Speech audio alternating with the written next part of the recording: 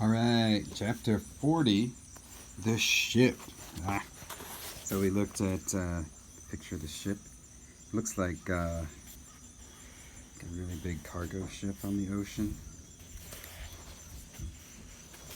Brightbill was a flying fanatic. His favorite place to fly was up on the grassy ridge. The robot and the gosling liked to spend afternoons up there, working on the finer points of flying. And it was on one such afternoon that they noticed something mysterious far out at sea. Oh, that must be the ship. Brightbill spiraled down to his mother, flopped onto the grass, and pointed to the horizon. "Mama, what is that thing?" Roz's computer brain found the right word. "That is a ship." "What's a ship?" "A ship is a large vessel used for ocean transport." Brightbill's face scrunched up with confusion. "Used by who?" "I do not know." It was the first ship either of them had ever laid eyes on. From that distance, it looked as though it were moving slowly, but it was actually racing through the waves. From that distance, it looked as though it were small, but it was actually one of the largest ships ever built. The robot and the gosling watched it crawl across the ocean until it finally disappeared to the south. Where had the ship come from? Where was it going? Who was on board? Roz and Brightbill had many questions, but no answers. The summer. On clear summer days, Roz and Brightbill and Chit Chat liked to go exploring. They investigated the island's sandy southern point. They marveled at the rainbows that curved up from the waterfall. They surveyed the forests from the branches of tall trees. They met new friendly creatures, and sometimes they met new unfriendly creatures. But the only creatures they had to worry about were the bears. One time, they came upon a bear fishing in the river, and Roz whispered, "You know what to do." Sorry, that should have been a robot voice. "You know what to do." Brightbill flew up and away. Oh.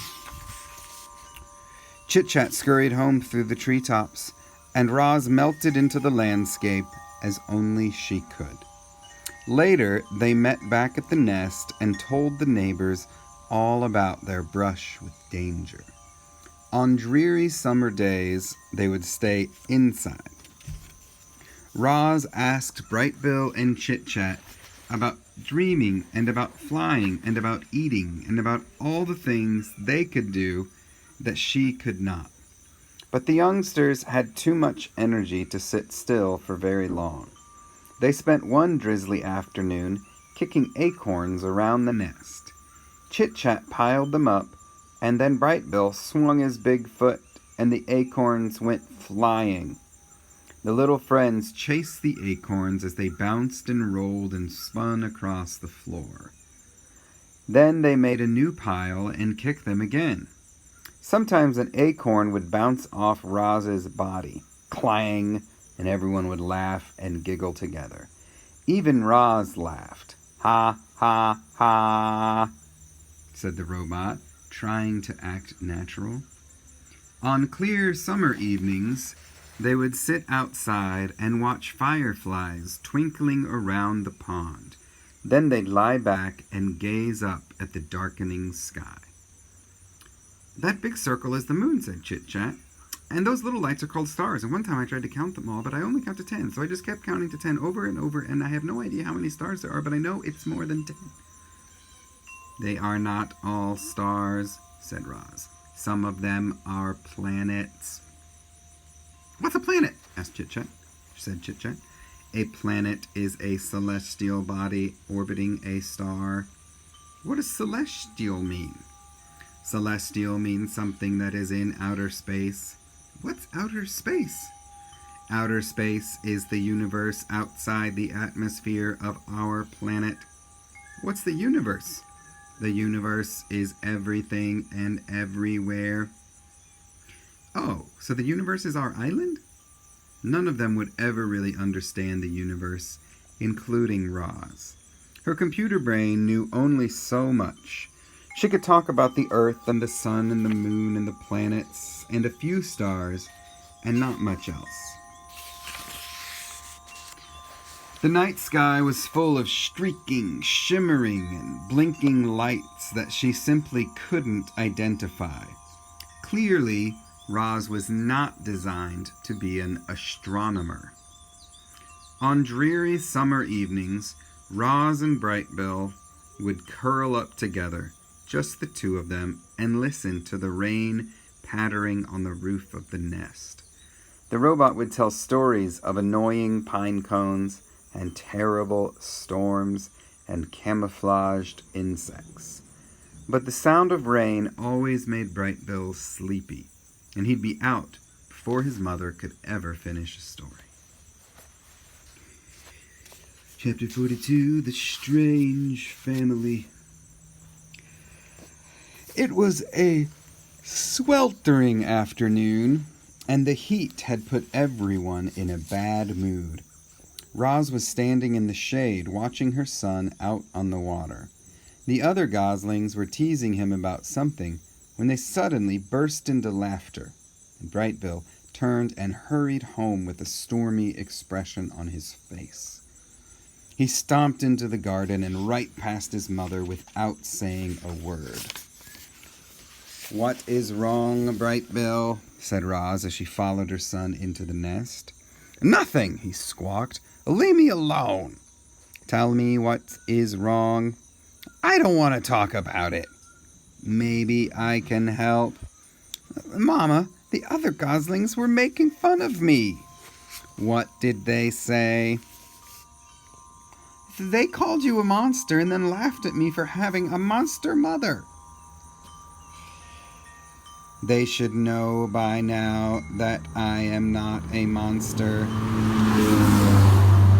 Somebody's driving too fast. "Would you like me to talk to them?" "No! Don't do that! That'll just make things worse." The robot sat next to her son.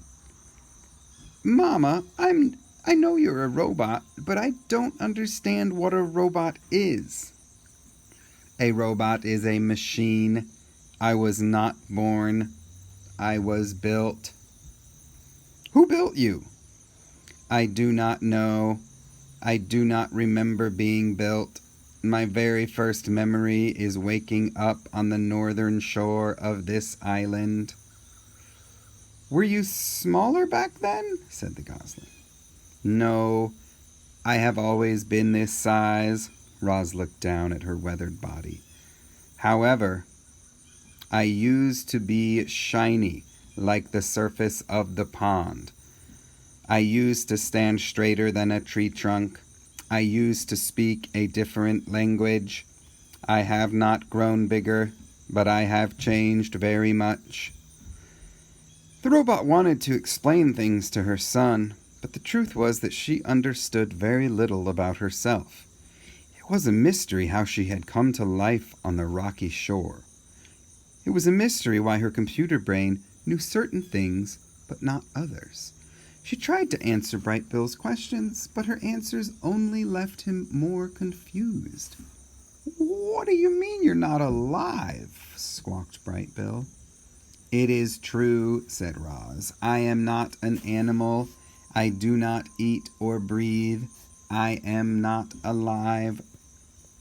"You move and talk and think, Mama. You're definitely alive." It was impossible for such a young goose to understand technical things like computer brains and batteries and machines. The gosling was much better at understanding natural things like islands and forest and parents. I think the question about what makes something alive is a really interesting one. And that if we were in class, we would probably have some exciting discussion about what makes something alive. parents.